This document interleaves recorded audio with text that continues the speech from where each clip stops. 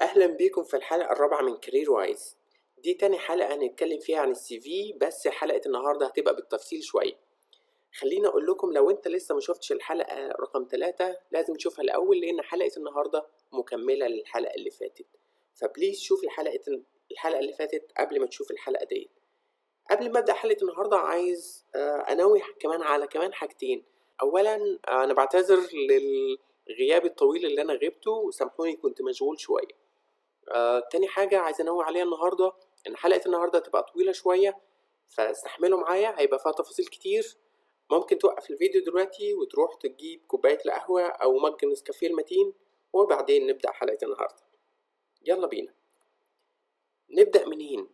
منين أبدأ أعمل سي في؟ لازم يكون عندك تمبلت. طب تجيب التمبلت دي منين؟ في كام طريقة هقولك عليهم، بس قبل ما أقولك الأول على تجيب التمبلت منين خليني أقولك على حاجة. مفيش ستاندرد تمبلت سي في لكل الناس او لكل الوظائف او لكل المراحل العمرية او السنية. لكل وظيفة او لكل شخص او لكل مرحلة سنية في حاجة مناسبة.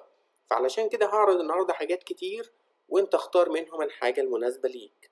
اول مكان ممكن تجيب منه سي في تمبلت للسي في هو الوورد نفسه. لو جيت هنا فايل نيو وكتبت هنا ريزومي، هيجيب لك مجموعة لا بأس بيها من التمبلتس. هو المستوى اوكي، يعني مش 100%، بس it's something to start with. so ممكن تبدأ بده. المكان التاني اللي انت ممكن تجيب منه تمبلت للسي في الاونلاين. في مواقع كتير بتقدم فري تمبلتس اونلاين، وفي بعض المواقع بتبيعها. انت حر، لو لقيت حاجة كويسة وفري فتوكل على الله، لو ما لقيتش فممكن تشتريه. مش عايزك تستخسر قوي لما تيجي تشتري سي في، لان ديت حاجة مهمة قوي. انا جيت هنا للموقع دهوت اسمه كرييتيف ماركت، واشتريت المجموعة دهيت فيها حوالي 35 تمبلت بحوالي $30 which is reasonable amount to pay. الاوبشن الثالث اللي هو الاونلاين ريسورسز او التولز. في بعض المواقع اونلاين بتقدم لك خدمه ان انت يديلك فورم تملاه، وبناء على الفورم دهوت هو بيطلع لك السي في جاهز. الحلو في الموضوع ده ان هو بامكانيات محدوده جدا بتطلع سي في بروفيشنال لايك ا ديزاينر. كان ديزاينر اللي عامل السي في. في بعض المواقع ديت مجاني وبعضها بفلوس، فانت جربهم. حطيت لك هنا لستة بيهم كلهم اهوت، وانت ممكن تجربهم وتشوف هترتاح لاي واحد فيهم وتستخدمه. انا بالنسبه لي فضلت اول واحد اللي هو ده انهانس سي في. حسيت ان هو بروفيشنال اكتر، وحبيته اكتر، وهنتكلم عنه النهارده بالتفصيل. نبدأ نبص على الأنواع المختلفة للسي في. النوع اللي قدامنا ده اسمه مينيمال، بسيط كده وجميل وسلس، وده اللي أنصحك بيه في حالة إذا ما كانش عندك السكيلز إن أنت تعمل حاجة more complicated or more creative. ابدأ بالمينيمال سي في ده. هو صحيح بسيط بس جميل، شكله جميل وبروفيشنال. بتبدأ طبعا فوق بالاسم والكونتاكت ديتيلز، وبعدين الأوبجكتيفز، وبعدين الإكسبيرينس من الجديد للقديم، وبعدين الإديوكيشن من الجديد للقديم، والسكيلز بتاعتك you listed down، والأوردز، الانفولفمنتس أو الاتشيفمنتس، والريفرنسز. التمبلت ديت فيها كفر ليتر. الكفر ليتر ده مهم قوي لأن هو بيهايلايت الحاجات اللي أنت عايز تبينها في السي في بتاعك. فأنت بتقول الباك جراوندز بتاعتك، أنت عايز الوظيفة دي ليه، ايه اللي انت هتضيفه للوظيفة ديت، وايه اللي الوظيفة ديت هتضيفه ليك، وليه انت احسن واحد متقدم للوظيفة ديت. بس اتأكد وانت بتبعت الله يخليك الكفر ليتر ان you address it properly للهايرنج مانجر او الاتش ار مانجر. بلاش تكتب دير سير مام ديت. يعني لو انت ما خدتش من وقتك كام ثانية علشان تعرف هو سير ولا مام، تعتقد ان هو هياخد من وقته كام ثانية علشان يبص على السي في بتاعك؟ اتأكد الحاجات ديت صغيرة بس بتفرق قوي. في بعض الناس بيتطلب السي في بتاعهم ان هم يحطوا بورتفوليو، ده في حالة لو كان انت عندك بورتفوليو. ده المينيمال، ده طويل شوية. فيه مينيمال تاني بيكون صفحة واحدة. هنبص على انواع مختلفة. it's like a more creative. زي ده مثلا كده. فيه كده بيكون more creative في شغل وايكونز وحاجات زي كده على حسب الوظيفة بتاعتك. هي الوظيفة بتاعتك بتتطلب ايه يعني. في ناس ده بيمشي معاها، في ناس لا، يعني هم more serious او ما ينفعش يحطوا حاجة زي ديت. فانت على حسب الوظيفة بتاعتك تشوف ايه المناسب ليك.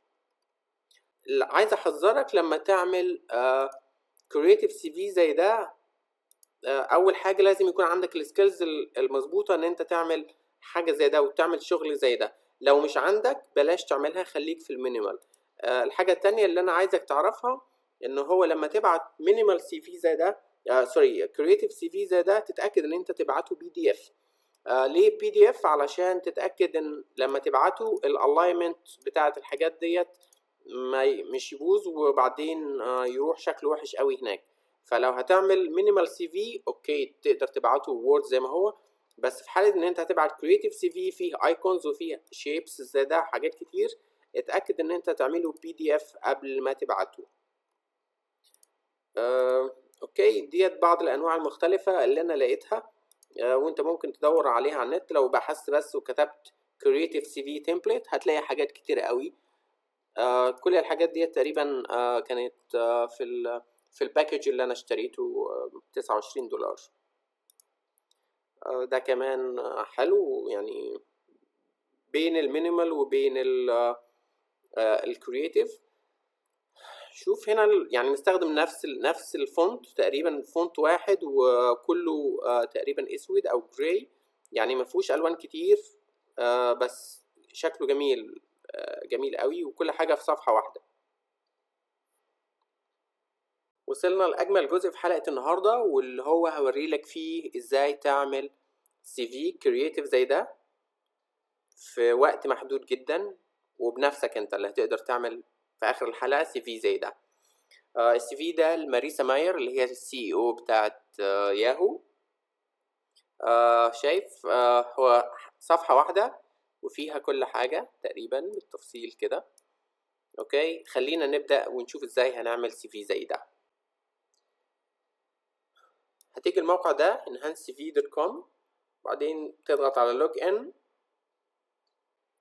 بعدين هيسألك على الرول بتاعك، الوظيفة في الفاينانس مثلا، وبعدين الاندستري او الاي تي مثلا، وبعدين الليفل بتاعك مانجر.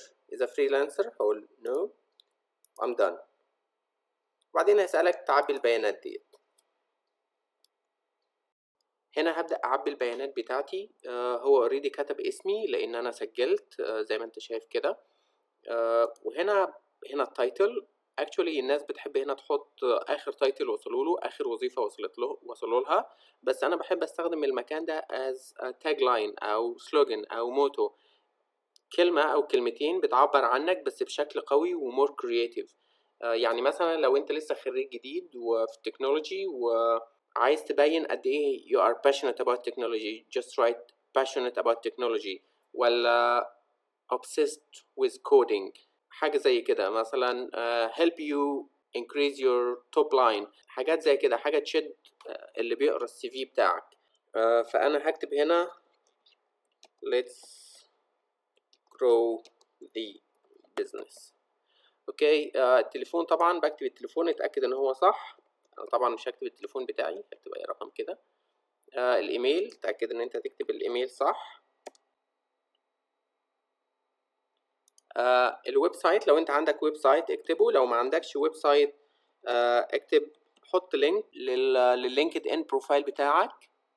لوكيشن، هتكتب المدينة اللي انت فيها. الاكسبيرينس، هو هنا بادئ بالاكسبيرينس، بس انا مش بحب ابدا بالاكسبيرينس زي ما قلت لك قبل كده، انا بحب ابدا بالاوبجكتيف. فانا هضيف هنا قسم، فهاجي هنا واقول نيو سيكشن. هو يبدو ان هنا مفيش اوبجكتيف، بس انا هختار مثلا حاجة تانية واغير المسمى بتاعها. هنا مثلا هغير السمري لاوبجكتيف واكتب الاوبجكتيف بتاعي هنا، هو انا ليه بقدم على الوظيفة ديت او ليه انا عايز الوظيفة ديت. خلي بالك تعمل كل اوبجكتيف على حسب الوظيفة اللي انت بتقدم عليها. يعني تعمل كام فيرجن من السي في بتاعك لكل وظيفة انت بتقدم عليها، علشان الاوبجكتيف ده يكون ملائم للوظيفة اللي انت بتدور عليها. انا عايز اغير المكان ده احطه فوق، فهنا هكتب rearrange، هاخد الاوبجكتيف ديت واحطها هنا فوق كده كده. اوكي، جت هنا فوق اهيت. وبعدين الاكسبيرينس، فالاكسبيرينس هبدأ احط البوزيشنز من احدث حاجة لاخر حاجة. ده اسم البوزيشن، وده الشركة اللي انا فيها، امتى اشتغلت معاهم، من ده. وعلشان ديت الشركة الحالية هكتب ongoing. هنا تقدر تتحكم في حاجات كتير تخص الفيل ده. يعني مثلا عايز اكتب description للشركة بتاعتي ولا لا. لو الشركة مش معروفة تكتب عنهم description، ولو كمان لو تحب تحط لينك للويب سايت بتاعهم ولا لا. وهنا علشان تحط عايز تكتب bullet points، تحط الجوب description بتاعتك، واللوكيشن لو عايز تكتب لوكيشن ولا لا، والبيريود عايز تكتب التاريخ ولا لا. طبعا هكتب هنا احسن تكتب البيانات اكتر. انا مش عايز احط هنا description للشركة. وهنا هتكتب من 5 ل7 job description. الجوب description لازم تكون result oriented او action based، يعني حاجات انت عملتها achievement you achieved. ولما تكتب الجوب description دايما دعمها بالارقام. احسن ان انت تدعم الجوب description بتاعتك بالارقام. لو بصيت هنا على السي في بتاع ماريسا، شوف قد ايه الجوب description بتاعتها قوية. led، شوف الفيرب عامل، شوف قد ايه الفيرب قوي. شوف الارقام. acquired، قد ايه الفيرب قوي، شوف الارقام. built، شوف الفيرب قد ايه قوي، شوف الارقام. tripled، انا عشان كده عملت لك مجموعة من الافعال الفيربس اللي انت تبدأ بيهم الجوب ديسكريبشن بتاعتك. هنا مجموعة كبيرة هي حوالي 50، وهنا حوالي اكتر من 100. لازم تبدأ الجوب ديسكريبشن بتاعك بفيرب قوي من الافعال ديت. ده هيدي ثقة للكلام اللي انت بتكتبه، ودايما تدعمه بالارقام. اوكي، فهتكتب هنا 5 ل6 حاجات. البوزيشن اللي بعد كده تحاول تقلل في عدد البوينتس اللي انت بتكتبها. يعني لو كتبت في اول واحد 5، تكتب في اخر في اللي بعد كده 3. بعد كده ممكن تكتب او ما تكتبش، مش مهم. وبعدين تكتب البيريود كده مثلا من ماي 2011 الى ديسمبر 2015 كده يعني. ونفس الحكاية لو عايز company description ولا لا، شركة معروفة كفاية. location، اوكي صح، عايز اكتب location. وتكتب هنا 3 حاجات مثلا، حاجات انت اشتغلت فيها وزي ما قلت لك. بعدين الاديوكيشن نفس الشيء، تبدأ بالجديد، اخر حاجة انت درستها، اخر شهادة او دبلومة انت اخدتها. وبعدين الجديد مثلا انا هكتب كده مثلا اللي انا بدرسه حاليا، وهكتب الفترة.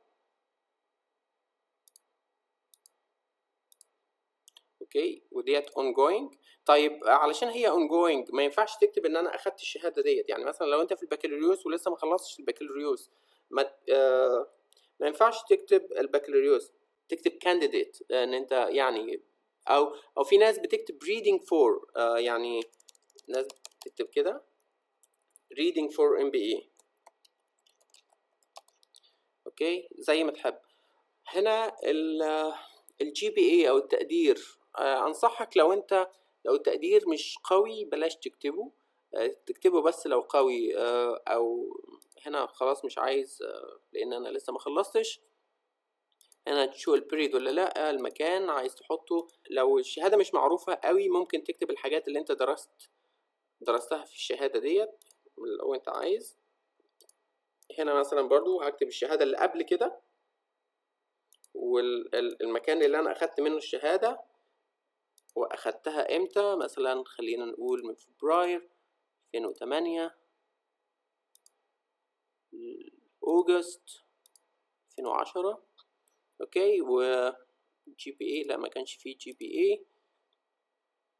اوكي، اللوكيشن اللي هو الاي ام اي هو في اليو اس اي علشان محدش يلخبط مع اليو كي. اوكي، عايز تشوف اكزامبلز، شوف اكزامبلز كده. يعني مثلا هو بكالوريوس كمبيوتر ساينس من الانستيتيوت ده، من الجامعة ديت في الوقت ده، وده الجي بي اي بتاعه. تقدر تشوف حاجة تانية كده.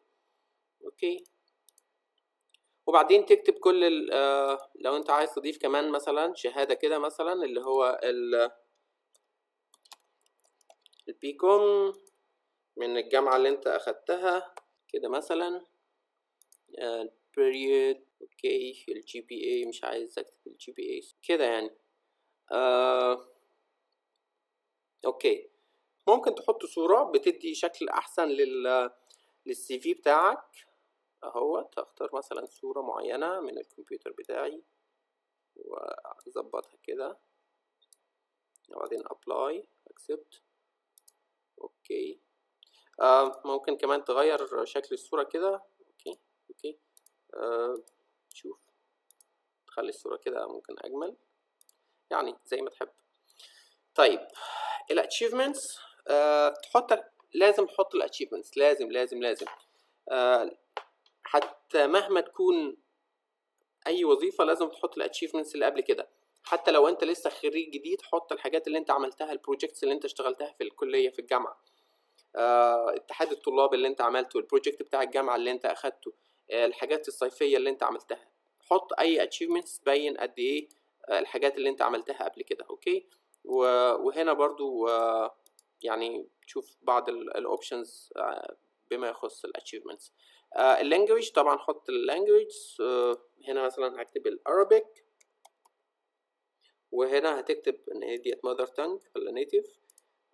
اللغة التانية انجلش. اوكي، البروجكتس، اي بروجكتس انت اشتغلت عليها لو عايزها حطها. لو انت السي في بتاعك او انت مجالك ما فيهوش بروجكتس، امسحها كده خلاص. عايز تحط حاجات تانية، اقسام تانية في السي في، فتقدر تحط كده نيو سيكشن وتيجي هنا. شايف الحاجات دي علشان انا شغال على النسخة الفري، فالحاجات ديت مقفولة عندي. اوكي، بس انت تحب لو لما تدفع، لما تعمل ابجريد تقدر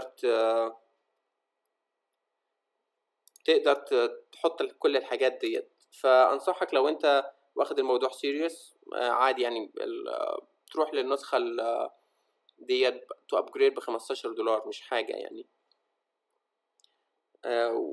we have access to all of those things. اوكي، طيب كده السي في شكلها تقريبا كده. طبعا لما تملى الحاجات ديت المساحة دي هتفضى. بعدين تبدأ تشوف الكوزماتيك بقى، ازاي تظبط السي في او تخلي شكلها احسن.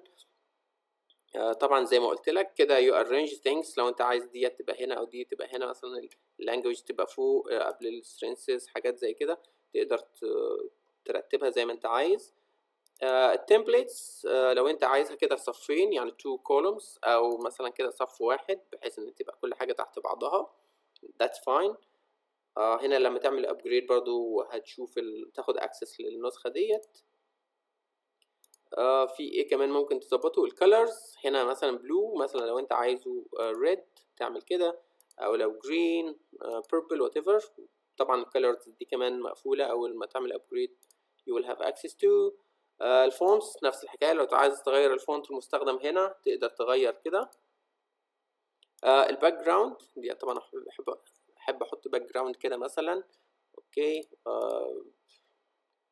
معلش الكالر انا عايز ارجع للكالر ده. اوكي تمام قوي. شايف بحاجات بسيطة يعني، مش محتاج ان انت اي سكيلز ولا اي برامج علشان تطلع سي في كويس، بس تضيف لمسات معينة، لمسات صغيرة كده. انا عايز اسمي يبقى كده. اوكي طيب، خلصت السي في، رجعها كويس. تقدر طبعا تغير الايكونز ديت، لو انت عايز تغير شكل الايكون ديت تقدر تغيرها. حاجات بقى زي يعني خد وقتك، ظبط فيها زي ما انت عايز. ازاي تجيب اللينك لللينكد ان بروفايل بتاعك. هو ده بتلاقيه مكتوب في البروفايل بتاعك. لما تروح للبروفايل فيو بروفايل البروفايل بتاعك، وده البروفايل، تلاقي ده اللينك. تاخد اللينك ده كده، بعدين لو انت مش عندك ويب سايت تبقى تحطه هنا. انا عندي ويب سايت فكتبت الويب سايت، بس في حالة لو انت ما عندكش ويب سايت ممكن تكتب تحط اللينك ده هنا علشان الناس تشوف اللينكد ان بروفايل بتاعك. لو عندك مساحة فاضية زي ديت مثلا تبدأ تحط فيها نيو سيكشنز. مثلا انا عايز احط السكيلز. فين السكيلز؟ سكيلز يا هنا. حط السكيل مثلا هنا مايكروسوفت اكسل مثلا whatever applicable to you، وبعدين تحط قد ايه الليفل بتاعك كده مثلا. اوكي سوري مسحتها بالغلط. اوكي هنا مايكروسوفت اوفيس يا اضيف مثلا new skill like مثلا budgeting. الليفل بتاعك كمان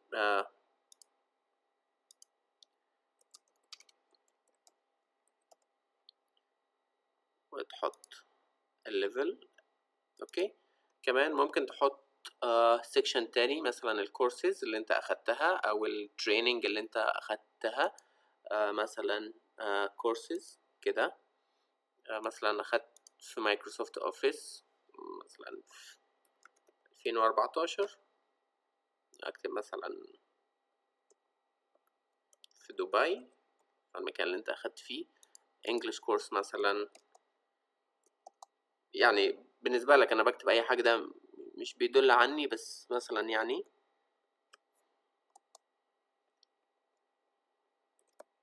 كايرو whatever كده يعني. اوكي فتبدأ تضيف كل السيكشنز او كل الحاجات اللي هي تضيف للبروفايل بتاعك تضيفها هنا من السيكشنز. اوكي عندك اهو بوكس لو انت الفت كتب مثلا certificates شهادات انت اخدتها. حاجات you are passionate about، حاجات انت بتحبها. publication لو انت كنت نشرت حاجة. quotes انت مؤمن بيها.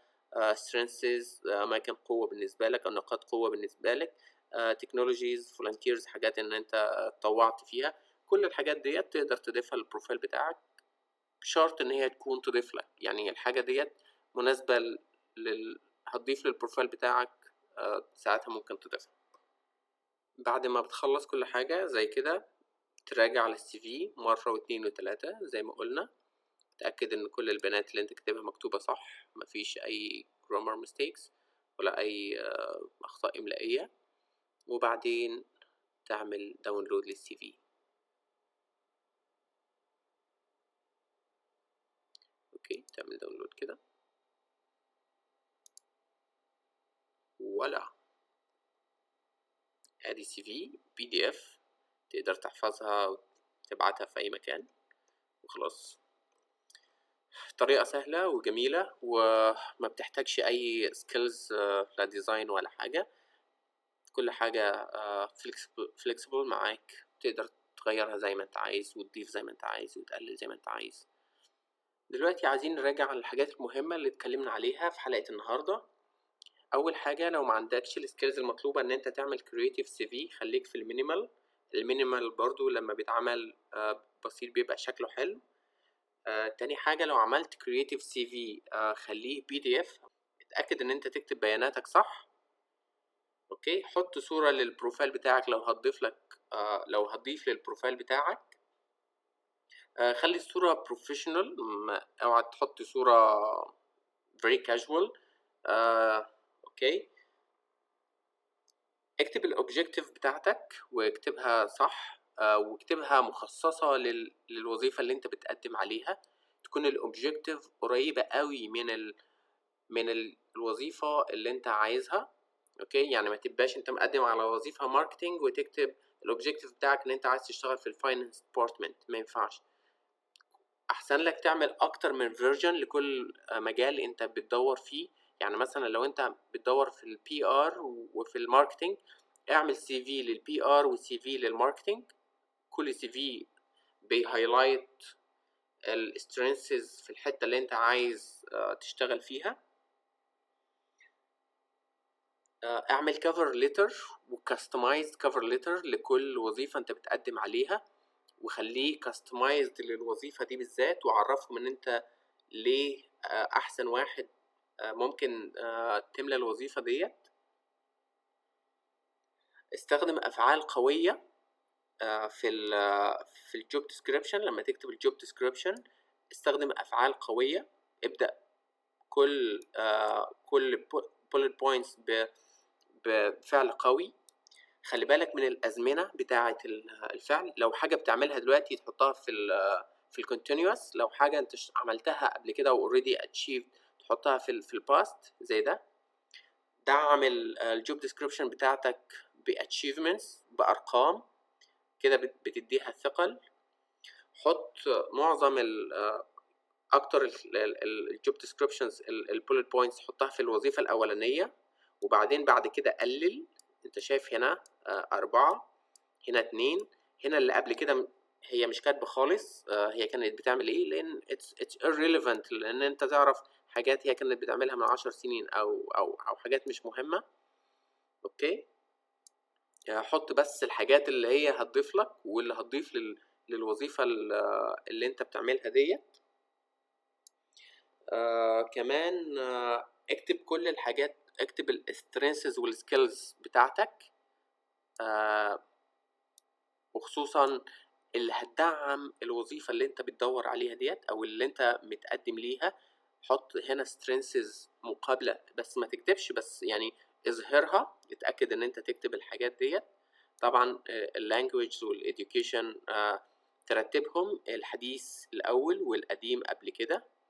اوكي، الاتشيفمنتس مهمة قوي، الاتشيفمنتس مهمة قوي، حاول تكتبها حتى لو كانت في ايام الجامعة. يعني لو انت لسه خريج جديد اكتب الحاجات بتاعت ايام الجامعة. اكتب الحاجات اللي انت عملتها في مشاريع صغيرة، في التريننج، في اي حاجة، بس لازم تكتب. اوكي، هنا هي حاطة لايف فلسفي، يعني علشان تعرفك الشخص ده بيفكر ازاي، او المود بتاعه ازاي، او الشخصية بتاعته ازاي. اوكي، ديت معظم الحاجات اللي انا بفكر فيها دلوقتي. يا ريت تاخدوا بالكم منها، وكل واحد يعمل زي ما قلت لك. مفيش ستاندرد سي في لكل وظيفة. في كل واحد يعمل كاستمايز سي في على حسب الوظيفة اللي متقدم ليها، على حسب المرحلة السنية بتاعته. بكده تكون انتهت حلقة النهاردة. اتمنى ان انتوا تكونوا استفدتوا منها حاجة. معلش طولت عليكم. هحط في الديسكريبشن لينكس لكل الويب سايتس اللي اتكلمت عليها. ومش متأكد اذا انا اقدر اشير السي في تمبلتس لان هي كوبي رايتد، بس دور على النت، ولو ملقتش حاجة مناسبة ابعت لي رسالة واشوف انا هعمل ايه. اشوفكم الحلقة الجاية، مع السلامة.